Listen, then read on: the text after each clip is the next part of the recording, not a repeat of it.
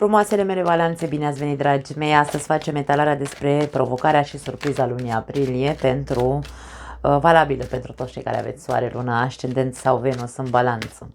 Am lipsit aproape o săptămână, am simțit nevoia să stau mai mult timp cu mine, cu familia. Neptun care a intrat în berbec și mă afectează și pe mine. Însă m-am întors. Hai să vedem provocarea pentru voi. Ok, a sărit o carte. 5 de monede. Tot văd 5 de monede la balanțe. Nu vă lasă, domne, și nu vă lasă. Ești provocat într-un fel sau altul pentru unii dintre voi să nu mai fiți cerșetori.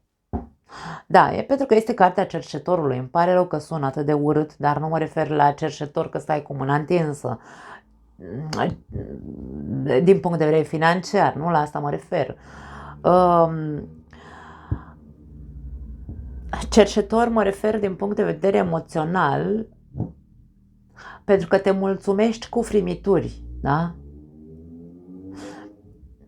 În momentul în care ajungem în 5 de monede nu ne simțim valorați, în primul rând. Nu ne simțim iubiți, ne simțim singuri, ne simțim neapreciați, nu știu, simțim cum că își bate joc de noi, persoana respectivă sau, mă rog, persoanele. E un cert abandon în 5 de monede.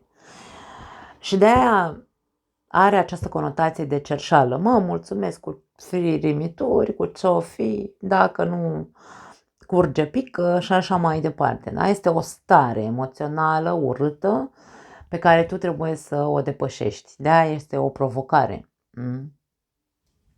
Hai să vedem la ce se referă. 8 de monede, trebuie să depui eforturi să ieși de acolo, da? Deci nu mai e cazul să mai stai în acea tensiune. Uite, tensiune, am zis tensiune. Nu tensiune era cuvântul pe care îl căutam, însă, cum am văzut 5 de bâte, creierul meu deja asociat ca tensiune. Hai să mai vedem 2 cărți. Ok, am sărit 3. Pași de bâte. Wow, justiția și împărăteasa, dragii mei. Deci la voi provocarea este pe parte de a depăși un moment de singurătate, a depăși acele frici, frica de abandon, frica de boală poate să fie pentru alții dintre voi. Poate sunteți provocați din punct de vedere al unei boli. Dar aici este vorba despre, ok, poate că ești bolnav în această perioadă. Poate fi și asta, da? Însă, ce faci? Stai încuiat în casă și plângi sub plapumă? Pentru că aici este vorba despre un mare abandon, stai singur, este o mare singurătate, o mare răceală. Da? Aici, într-un fel sau altul, ți se cere să depui anumite eforturi să ieși din această stare. Luptă, aici este cumva, ți se spune luptă pentru a depăși această stare bolnăvicioasă, această frică pe care o ai. Nu trebuie să lupți împotriva bolii, de exemplu, sau împotriva singurătății, sau împotriva sentimentului de mă mulțumesc cu puțin. Nu, aici este vorba despre, ok, dacă eu nu sunt conștient că am o problemă în care nu pun preț pe mine, pentru că aici ca și cum eu singură simt că nu valorez nimic. Și atunci, normal, când eu nu valorez nimic, din punctul meu de vedere, eu mă judec pe mine și spun, nu sunt în stare de nimic nu merge bine, mă mulțumesc cu ce-mi dă firimituri restul lumii, sunt o victimă aici, da? Ce primesc din jurul meu? Normal că primesc bătaie de joc, normal că primesc, nu știu, face lumea ce vrea cu mine, din punct de vedere psihologic vorbind, da, în această etalare. Și atunci vorba despre, ok, ești provocat să ieși de aici. Dar n-ai cum să ieși dacă tu nu depui eforturi, n-ai cum să ieși dacă tu nu intri în, hai să spunem așa, și în poziție de atac și apărare, pentru că aici avem două persoane care fiecare o ține pe a lui. Dar dacă tu ești în poziție de m-am făcut mic, prefer să stau mic, da? Și să nu zic nimic, aici nu e despre asta. Aici e despre ripostează, domne, și tu. Nu știu, caută zvâcul din tine, caută un nerv, o provocare în tine. Poate o să fie stângace la început acțiunea ta, însă încet, încet îți va da din ce în ce mai multă putere. Da? Uite, la capătul cărților avem nebunul. Nebunul și magicianul, numărul 0 și numărul 1.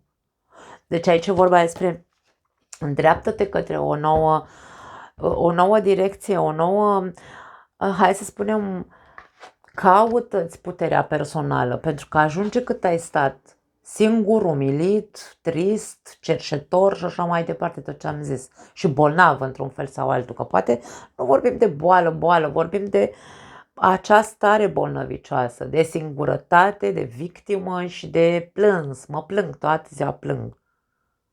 Am nevoie să depun niște eforturi, să caut în mine un zvâc care să zică gata, nu mai vreau așa, vreau și eu să mi se dea ceea ce este, ceea ce merit, vreau și eu să îmi câștig aici o poziție de respect, dar nu vine din neant, nu vine din cer nimic până când noi nu depunem niște eforturi, da? Așadar, e ca și cum ți se spune să te pregătești psihic și fizic de un nou început în viața ta, un nou început care să te ajute să-ți recapeți acea putere personală într-un fel sau altul. Nu mai poți să stai ca o legumă, aici ca o legumă, da?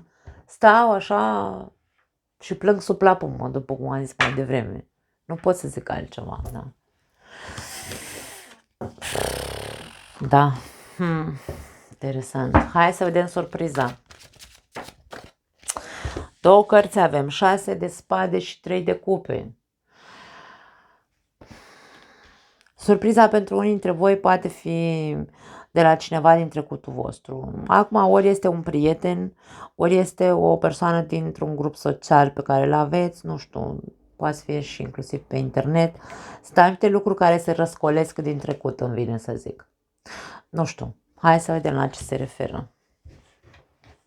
Interesant. Pași de bâte și aici. Se repetă 4 de spade. 10 de bâte, wow! E cu complicăciune aici. Și regina de cupe.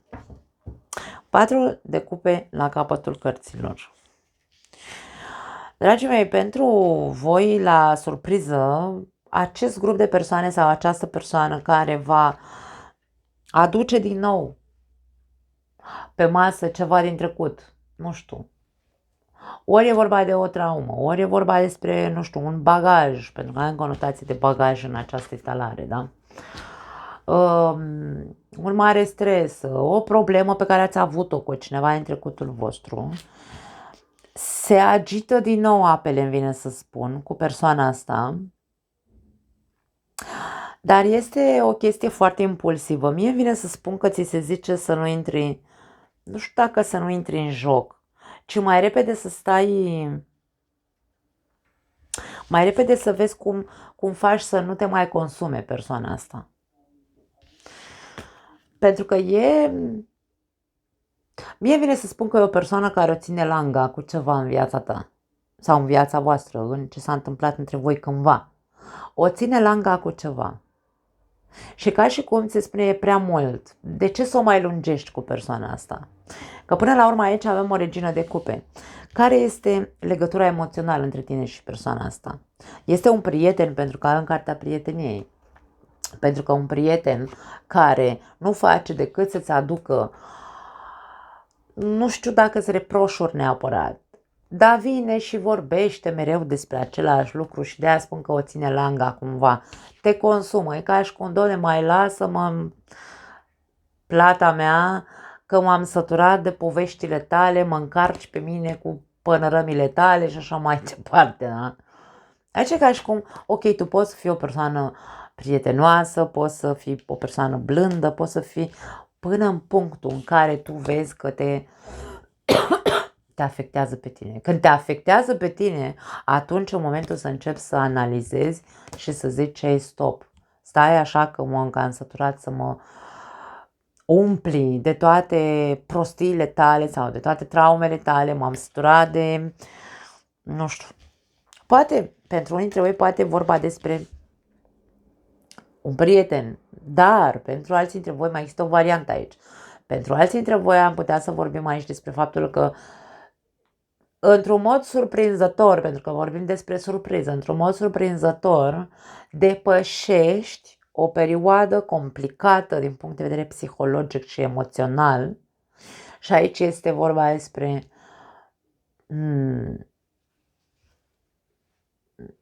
hai să zicem, o energie optimistă dintr-o dată, cumva se aprinde în tine un optimism sau poate ești susținut de un anumit grup de persoane. Acum, depășești, ajungi cumva la liman cu o poveste din viața ta, da? Sprijiniți sau nu de aceste persoane, că poate unii sunteți sprijiniți de un grup de prieteni sau poate alții dintre voi sunteți pur și simplu vă bazați pe optimismul din voi. Este un soi de nou început, așa, foarte nou, foarte nedefinit, da? Deocamdată. Porniți pe un nou drum. Eu aș spune că acest nou drum trebuie tratat cumva cu foarte mult,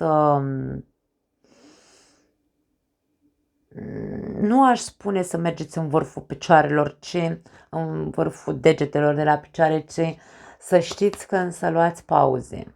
Pentru că drumul este atât de nou încât poate fi complicat.